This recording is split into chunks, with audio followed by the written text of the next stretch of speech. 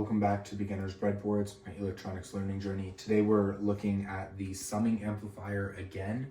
This time we're trying to build a square wave from various sine waves. So the real method to do this is a square wave is equal to this, so sine t plus 1/3 sine 3t plus 1/5 sine 5t and so on, and it's all the odd numbers, so they call these odd harmonics. So this series will go on forever, and then you can build a square wave from sine waves. Since we only have a two signal generator, we are going to be using a 6-volt sine waves at 100 hertz and then a 2-volt sine wave at 300 hertz.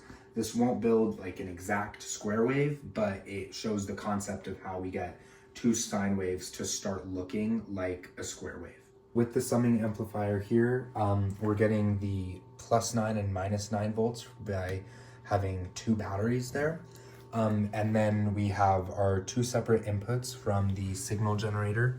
So those two sine waves are there and there. And then the output of it we can see on the oscilloscope. So this blue wave here is just one of the input sine waves. This is the 6-volt sine wave at 100 hertz. And then this yellow waveform here is the output. And so we can turn off this, and you can see after we sum these two sine waves together, they start to resemble what a square wave would be. So it's not a full sine wave, it starts to flatten out.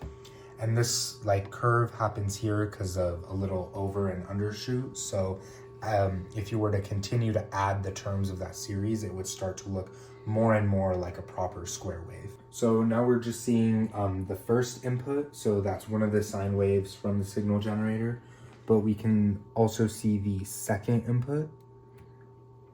So this is the other sine wave we're putting in. This is the 2-volt sine wave at 300 hertz. And so as we sum both of these together, we get this yellow waveform, which again starts to resemble what a square wave would be.